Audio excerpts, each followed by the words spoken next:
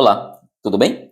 Hoje nós vamos conversar sobre a anamnese neuropsicológica. Eu sei que você deve conhecer diversos canais, diversos conteúdos na internet e que estão focando este tema, mas hoje eu quero falar da anamnese neuropsicológica de acordo com a minha perspectiva, ou seja, como que eu faço a avaliação neuropsicológica. Muito prazer, eu sou o Dr. Ademar Oliveira, seja bem-vindo ao meu canal. Se você não é inscrito, peço por favor se inscreva no canal, compartilhe com os melhores amigos, porque desta forma o YouTube compreenderá que o conteúdo é extremamente importante para pessoas que buscam avaliação neuropsicológica, tá bem? Vamos lá, minha gente. Avaliação neuropsicológica do Dr. Ademar Oliveira. É a melhor que existe? Não. Não, porque a ciência diz que sempre tem espaço para questionamentos. Então, se eu falasse que a minha era melhor, então não seria nada científico. Tá bem? Vamos lá. Minha avaliação neuropsicológica, ela é conversada, não é perguntada. Então, assim, é conversada e explicada. Olha que interessante. Porque muitas pessoas fazem avaliação neuropsicológica e na anamnese só perguntam. E aí, com quantos anos ele andou, né? Que tipo de alimento que ele come e tal. Eu prefiro ouvir da família e explicar para a família para que ela entenda exatamente o que eu preciso descobrir na avaliação, tá bem? Mas hoje eu vou fazer assim uma pincelada de como é a entrevista do começo até lá, a assinatura, e depois eu quero levantar aí dois questionamentos interessantes sobre os perigos da anamnese, tá bem? Então, vamos lá. Primeiro, né, tem a identificação, né, tem o nome, né, os responsáveis da família, se for adulto, né, ali as outras particularidades, data de nascimento, escolaridade, endereço, então eu preciso dessa identificação, caracterização familiar e por aí vai. Bom, feito a identificação de quem está sendo atendido, eu preciso conhecer o histórico de desenvolvimento dessa pessoa, tá? Então, assim, o que que eu preciso saber?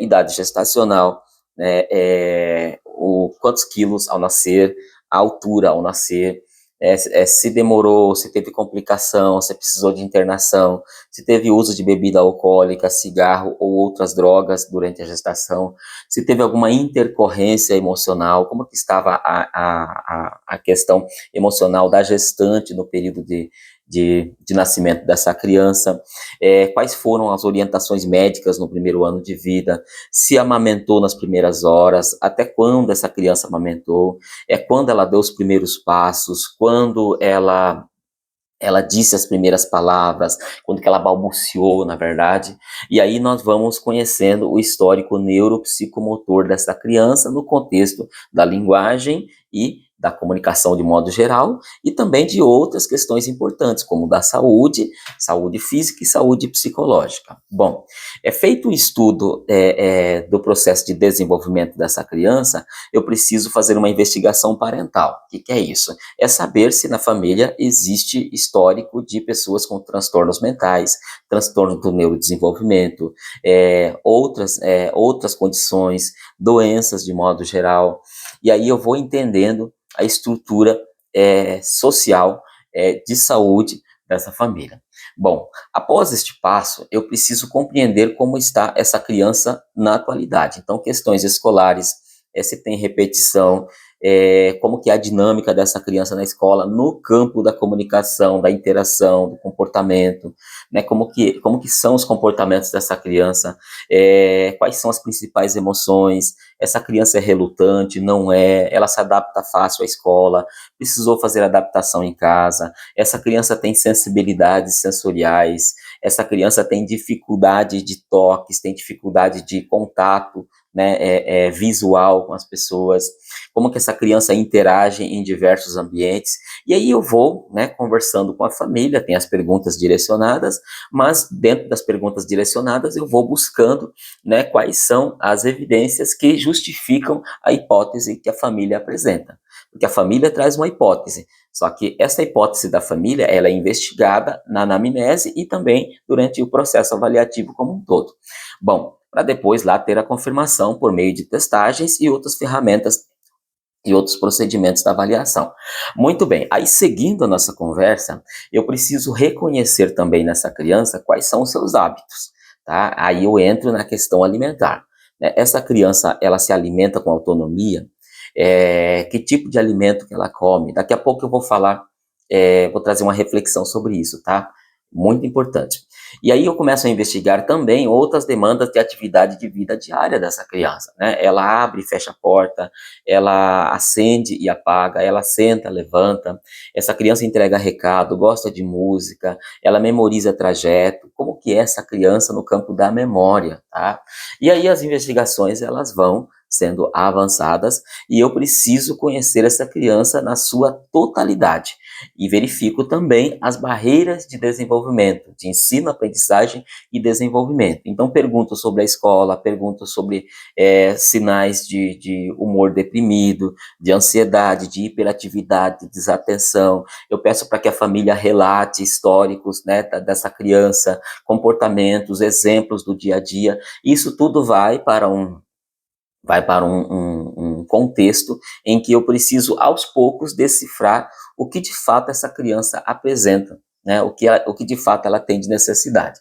Bom, feito todo esse processo de investigação, só neste percurso eu já fui fazendo perguntas para compreender o contexto típico, atípico dessa criança, para verificar se tem sinais de TDAH, sinais de TOD, que é transtorno opositor desafiador, sinais de deficiência intelectual, prejuízos no processamento de informação, prejuízos na memória de trabalho, prejuízos no raciocínio verbal, não verbal, e outras demandas de aprendizagem. E aí, nesse percurso também, eu já fui investigando se existem demandas no contexto do transtorno do espectro autista, né, na comunicação, interação e comportamentos. Eu também já fui fazendo uma avaliação sobre essa criança do ponto de vista, como que eu posso dizer para vocês, do ponto de vista dos transtornos específicos de aprendizagem. Eu já fui fazendo investigação sobre essa criança no contexto das altas habilidades, superdotação, e aí eu tenho uma fotografia dessa criança com base no que a família apresenta.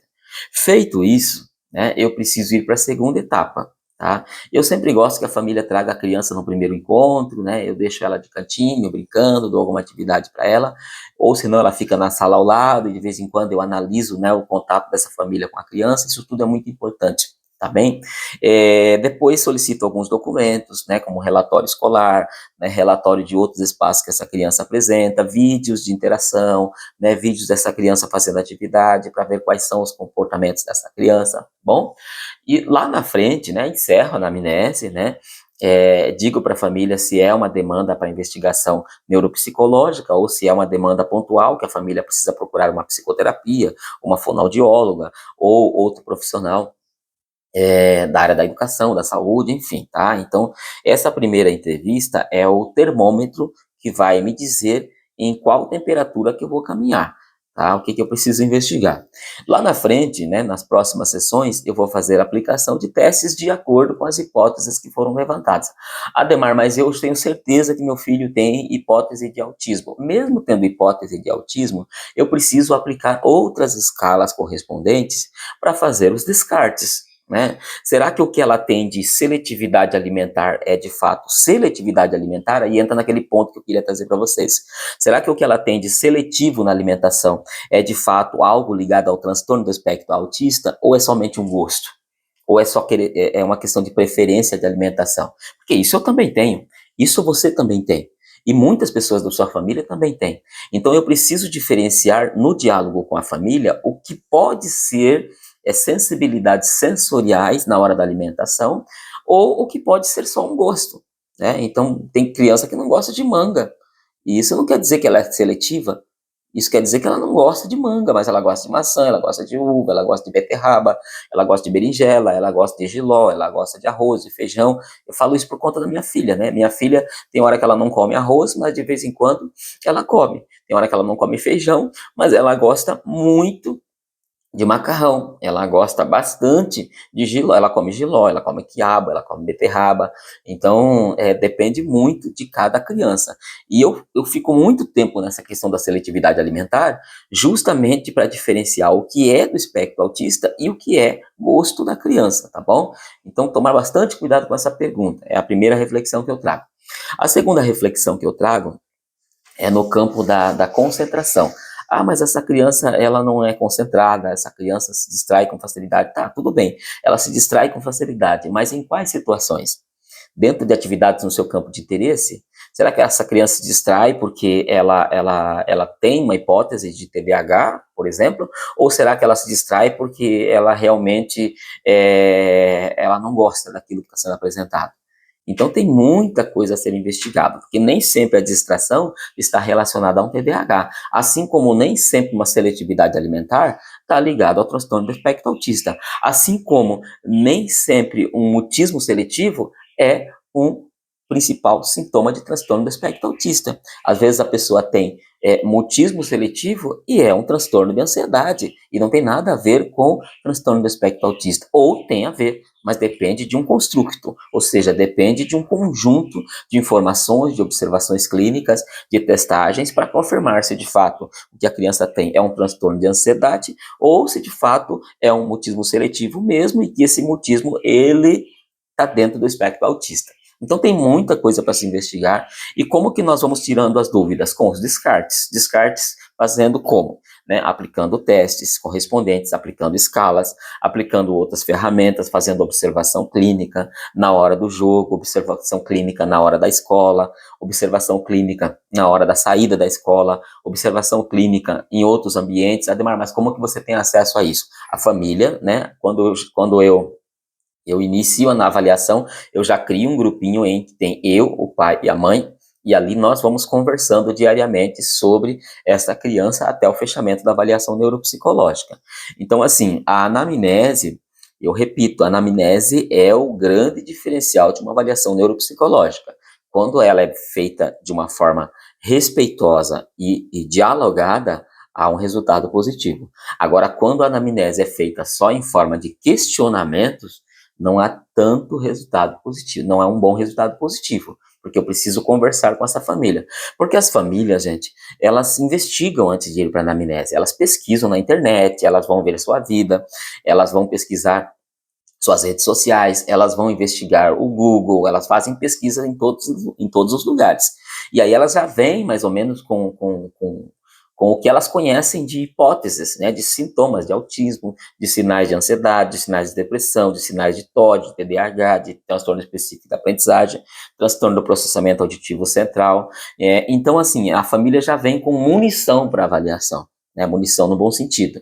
Então você pergunta lá, por exemplo, a criança anda na ponta do pé? Anda na ponta do pé. Tá, tudo bem, anda na ponta do pé. Mas eu já peguei situações em que a criança andava na ponta do pé e ao fazer uma análise profunda e encaminhar para um ortopedista infantil e um fisioterapeuta, nós descobrimos que essa criança ela precisava passar por uma cirurgia, né, para corrigir ali a sua, aí como que eu posso dizer para você, gente, o tendão, ela precisava corrigir o tendão, o médico foi lá, fez a cirurgia, hoje a criança anda, né, tranquilamente, né, com um pouquinho, né, com um pouquinho de dificuldade, mas, né, não era transtorno do espectro autista.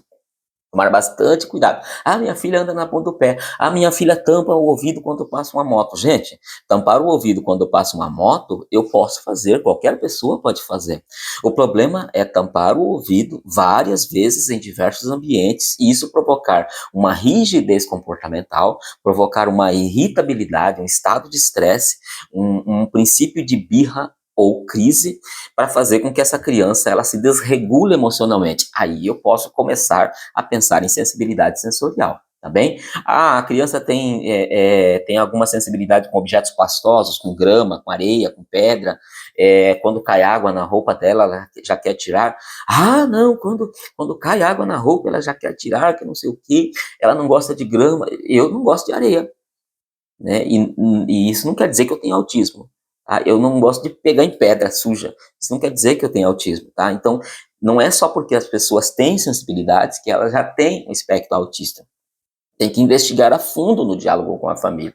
Tá, tudo bem, ela quer tirar a camiseta, mas como que é que ela quer tirar a camiseta? Ah, porque incomoda, porque tá suando. Tá, às vezes tá suando mesmo.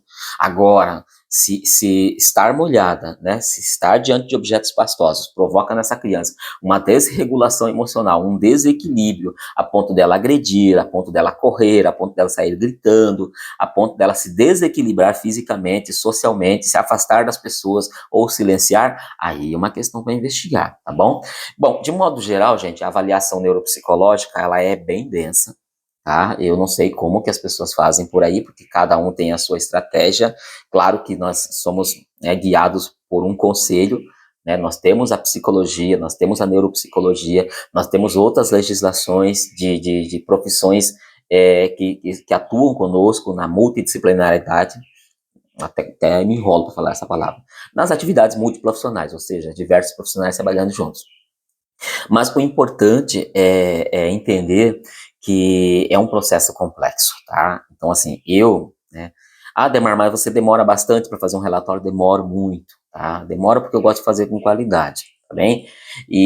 Assim, relatório vai de 2 a 4 horas, às vezes teve relatórios que eu demorei 8 horas para fazer, né? Porque realmente tinha muitos descartes que eu precisava, muita análise para fazer, muitos ambientes, muitas escutas, tá? A avaliação é sistêmica, tem que estar ouvindo um aqui, ouve dali, conversa lá, conversa aqui.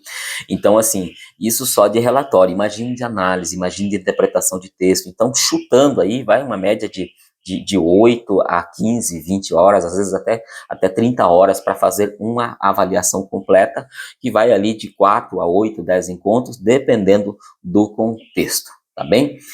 Um abraço, gente. Obrigado aí por estar assistindo esse vídeo, né? Volto a pedir, né? Clica aí, compartilha com seus amigos, compartilhe com os grupos de escola, de família, e vamos ajudar aquelas pessoas que precisam de uma avaliação neuropsicológica, tá bem? Um grande abraço. Tudo de bom. Até mais.